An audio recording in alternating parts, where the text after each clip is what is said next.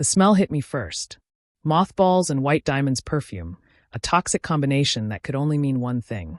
Diane was here. But it wasn't until I saw the moving truck in my driveway that I realized how here she was. I sat in my car for a full minute, engine still running, watching two burly men carry Diane's ancient china cabinet through my front door. My front door. The one I'd painted coral last summer while my husband Brian complained it was too bright. 15 boxes were stacked on the lawn. Diane stood in the doorway directing traffic like a conductor, wearing her favorite purple tracksuit and enough jewelry to stock a pawn shop. "Careful with that," she shrieked at a mover. "That's a genuine antique. Not like the cheap garbage my daughter-in-law decorates with." Deep breaths, Megan. Deep breaths. I grabbed my work bag and walked up the driveway, dodging boxes labeled Diane's Precious Memories and Kitchen Takeover. "Diane," I said carefully. "What's happening here?" She turned, her face lighting up with malicious joy. "Oh, Megan. Perfect timing.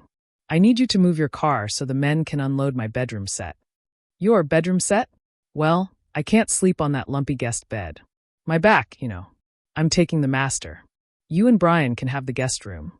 I blinked. Processed. Blinked again. "Where's Brian?" "Inside, helping set up my television." That man finally remembered his priorities. Family first. I stepped past her into my house that now looked like a storage facility had exploded. Boxes everywhere. Diane's gaudy gold mirrors already hung on my carefully curated gallery wall.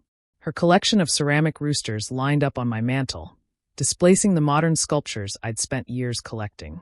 Brian emerged from the kitchen, avoiding my eyes. "Hey, babe. Mom's just staying for a while." "A while?" "Permanently," Diane announced, pushing past me with a box of doilies. "This is my retirement plan. My son's house is my house. Always has been, always will be. I raised him, changed his diapers, sacrificed everything. Now it's his turn to take care of me." "But you have a house," I said slowly. "A nice house. 20 minutes away." "Sold it," she beamed. "Got a great price too. That money's going straight into my cruise fund. 65 years old, and I deserve to see the world." "You sold your house." "Yesterday. Cash offer. Closed this morning." "Surprise." I looked at Brian. Really looked at him. This man I'd married 8 years ago, who'd promised to forsake all others, who'd sworn we were a team. He shrugged. He actually shrugged. "Mom needed a change," he mumbled. "And you know it's a big house. Plenty of room." "I measured," Diane interjected. "My furniture fits perfectly in the master." "Oh, and Megan? I'll need you to clear out that closet. A woman needs space for her clothes." "That's my closet." Was dear. Was. Now, Brian tells me you usually cook dinner around 6. I'll need mine at 5. My digestion, you understand. And none of that ethnic food you're always making. Good American cooking only. Pot roast. Meatloaf. Food that doesn't confuse the palate. She bustled away, directing movers to put her china cabinet where my bookshelf stood. Brian started to follow, but I caught his arm. "We need to talk." "Later, babe. Mom needs help." "Now." Something in my voice must have penetrated because he stopped. We went to the backyard, where Diane couldn't hear. "Your mother has moved into our house.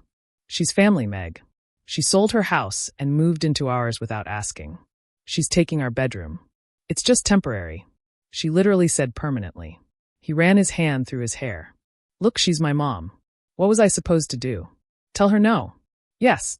I can't do that to her. She sacrificed everything for me." "What about what I sacrificed?" "I work 60 hours a week to pay the mortgage on this house." "Our house," he corrected. I smiled then. A small, private smile that made him step back. "Right. Our house. Meg, don't be like this. Mom's not that bad once you get used to her. I've been getting used to her for 8 years. Remember our wedding? When she wore a white dress. Our honeymoon, when she called crying every night until you flew home early. Last Christmas, when she told your entire family I was probably infertile because I use laptops. She means well. She told your cousin I was having an affair with my dentist because I got my teeth whitened. That was a misunderstanding. Brian, she's moving into our bedroom. Our bedroom. Just for a while. Until she adjusts. Then we can talk about boundaries. Like the boundaries we set after she used my credit card? Or after she told my boss I was pregnant to try to get me fired? Or when she literally wore my wedding dress to her book club as a joke? He looked uncomfortable but stubborn. She's staying, Meg. End of discussion. My son's house is my house too. That's how family works. Is it? Yes. And as the man of the house. Excuse me? He straightened, pulling out the posture his mother had taught him. The one that meant I'm asserting dominance now. This is my decision. I pay the mortgage. My name is on the deed. My mother stays. That smile again. Wider this time. Of course, honey. Your house, your rules. He looked suspicious at my easy agreement, but Diane's shriek interrupted. Brian, these movers don't know how to handle Crystal. He ran inside. I stayed in the garden, pulled out my phone, and scrolled to a contact I'd hoped never to use. Goldstein Family Law, how can I help you? Hi, Valerie. It's Megan Chen. You helped with my prenup 8 years ago. Megan, how are you? Please tell me this is a social call. I'm afraid not. Quick question. Can you confirm the ownership details on my house? The one at 42 Maple Street. Give me a second. Keyboard clicking. Yes, here it is. Sole ownership under Megan Chen, purchased prior to marriage, explicitly excluded from marital assets as per your prenuptial agreement. Why? My mother-in-law just moved in. My husband says it's his house. Oh, honey, do you need me to send him a refresher course on property law? Not yet. But can you email me copies of everything? Deed, prenup, the works. Already sending. Megan, are you okay? I will be. I hung up and walked back inside. Diane had taken over the kitchen, reorganizing my spice rack. Turmeric? Cumin? Coriander? What is this, a pharmacy? Where's the normal spices? Salt, pepper, maybe some garlic powder. How lovely, I said brightly. Making yourself at home? Well, it is my home now. She laughed, that grating sound like a rusty gate. Finally, Brian married a sensible girl who understands family obligations. Not like that Jessica. Jessica, Brian's ex-fiancée who'd run screaming from the relationship when Diane announced she'd be living with them after marriage. I'm going to start dinner, I said. Pot roast, right? Diane beamed. See? You can be trained. Brian, your wife is finally learning. I made pot roast. I set the table with Diane's china, which she insisted on. I listened to her critique my cooking, my housekeeping, my career, my hair, and my childbearing hips that better get to work soon. Brian sat there, nodding along, occasionally adding "Mom knows best," or "You should listen to her, Meg." After dinner, while they watched Wheel of Fortune at volume 1000, I retreated to the guest room, my new room, apparently, and made another call. Val, I need a favor. Can you recommend a locksmith who works weekends? Oh, this is getting good. What's the plan? Just protecting my property. One more thing. What's the legal eviction period for unwanted guests in our state? 30 days if they've established residency. But if they've been there less than 24 hours. Perfect. Thank you. That night, I lay in the lumpy guest bed, listening to Diane snore through the walls. My walls. In my house. Brian came in around midnight. Meg, you awake? I pretended to sleep. I know this is hard, but it's what's best for everyone. Mom needs us. And honestly, it'll be good practice for when we have kids. Family taking care of family. He kissed my forehead and left. Saturday morning came with Diane banging pots at 5 a.m. Early bird gets the worm. Megan, get up. A good wife makes breakfast. I found her in my kitchen, wearing my apron, using my grandmother's cast iron pan to make eggs. That pan is seasoned specifically for. I know how to cook, dear. Been doing it longer than you've been alive. Now Brian likes his eggs over easy. Hop to it. Of course. Let me just grab something from the garage. I returned with a drill. What's that for? Brian asked, stumbling in with bedhead. Just fixing something. I went to the front door and started removing the lock. Megan. Brian rushed over. What are you doing? Changing the locks. Someone sold their house yesterday and might have kept a key. Can't be too careful. But Mom. Oh, I wouldn't give Diane a key. She's not a resident here. She lives here now. Does she? Because last I checked, overnight guests don't become residents. And since it's only been, I checked my phone, 14 hours since she arrived, she's still technically a guest. This is ridiculous. I told you, this is my house too. Brian. I stood, new lock in hand. This house is at 42 Maple Street, correct? Obviously. The house I bought in 2014? We bought. No. I bought. With my inheritance from my grandmother. 2 years before we met. His face was getting red. We're married. What's yours is mine. Is it? I pulled out my phone, showing him the documents Valerie had sent. Because this deed says Megan Chen, sole owner. And this prenup, which you signed, explicitly states the house remains my separate property. That's just paper. Legal paper. Binding paper. Paper that says this is my house. Not yours. Not ours.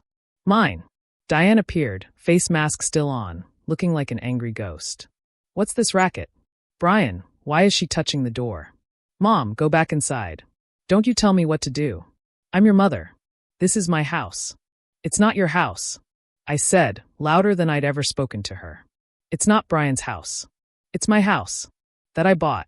That I pay for. That I maintain. And I want you out. Brian. She clutched his arm. Control your wife. Meg, you're being unreasonable. Diane, you have 1 hour to remove your belongings. The mover's number is on the fridge. I'm being generous. Legally, I could have you removed right now. You can't do this. Brian stepped forward. I won't let you. Let me? Let me. I laughed. You don't let me do anything in my own house. You want to play happy family with mommy? Do it somewhere else. If she goes, I go. Brian announced, clearly expecting me to cave. Okay. I mean it. I'll leave. Okay. I'll divorce you. Okay. Valerie Goldstein is an excellent divorce attorney. I'll give you her card. His mouth opened and closed like a fish. Behind him, Diane was turning purple. You can't, you wouldn't. Brian, you've spent 8 years choosing your mother over me. When she insulted me at our wedding, you said I was too sensitive. When she tried to get me fired, you said it was a misunderstanding. When she used my credit card for a shopping spree, you paid her bill with our joint account.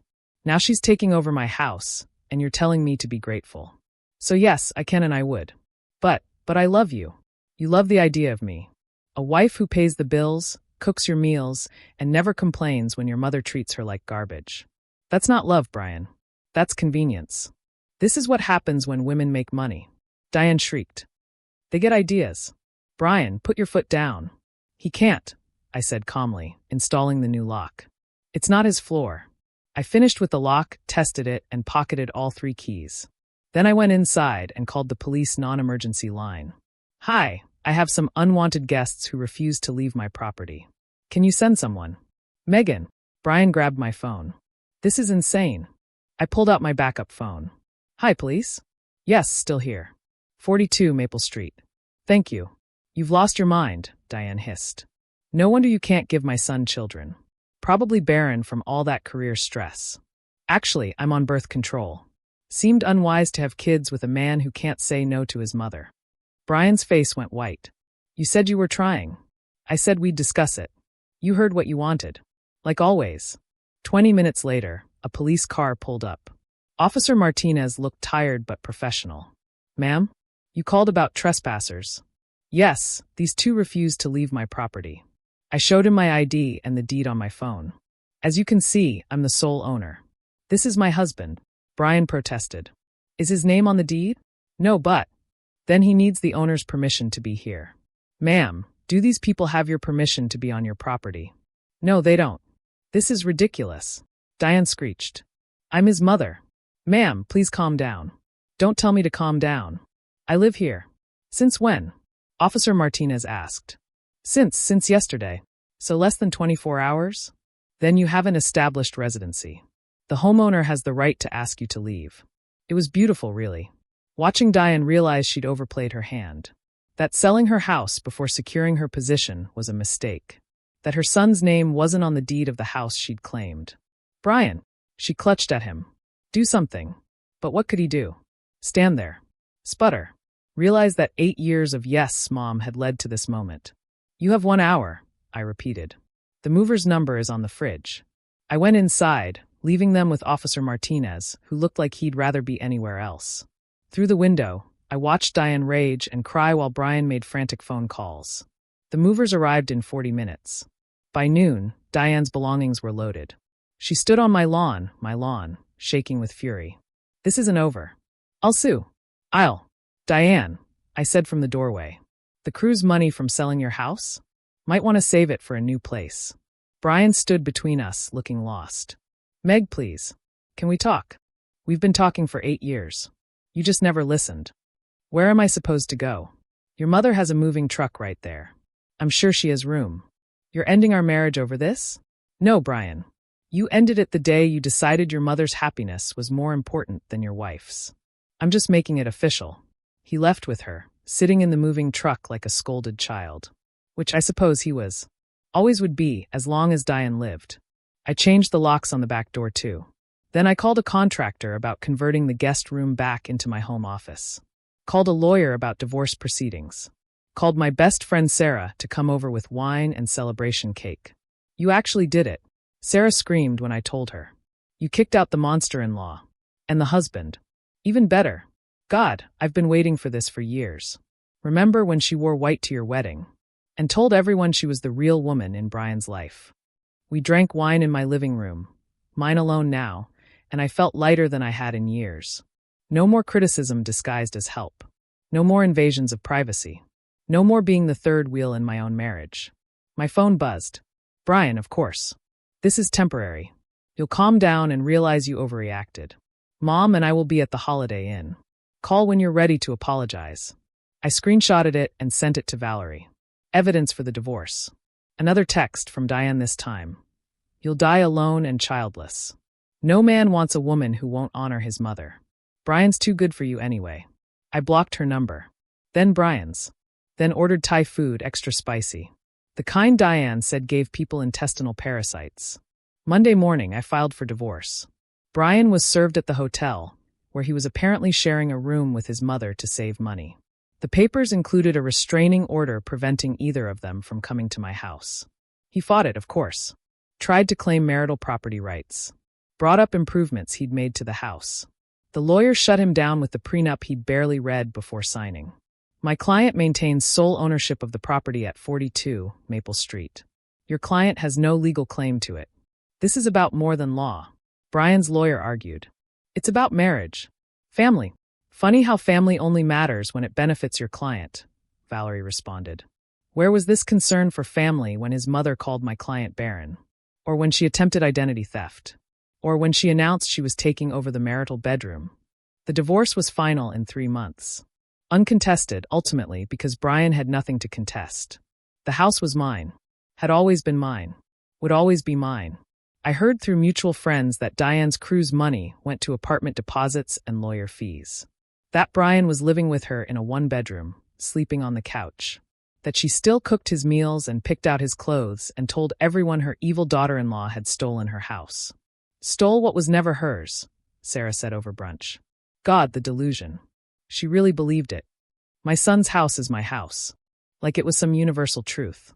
How's Brian handling it? Still waiting for me to come to my senses apparently. Diane sent a letter through his lawyer, saying she's willing to forgive me if I apologize publicly and give Brian the house in the divorce. We laughed until we cried. I redecorated after that. Took down every trace of beige Brian had insisted on. Painted the walls jewel tones Diane would have hated. Hung my art collection she'd called disturbing. Turned the master bedroom into a sanctuary of my own design. And on the front door I hung a sign. This house belongs to Megan Chin. Not her husband. Not his mother. Just Megan. A year later, I got one last text from an unknown number. Brian, using a friend's phone. Mom's sick. She needs help. Can we stay in the guest room? Just for a few weeks. I didn't respond. But I did install security cameras, just in case they tried to move in while I was at work. Because Diane was right about one thing. Family takes care of family. And I was finally taking care of mine. The family of one. In my house. That I bought. That I owned. That no one, not a mama's boy husband or his delusional mother, could ever take away.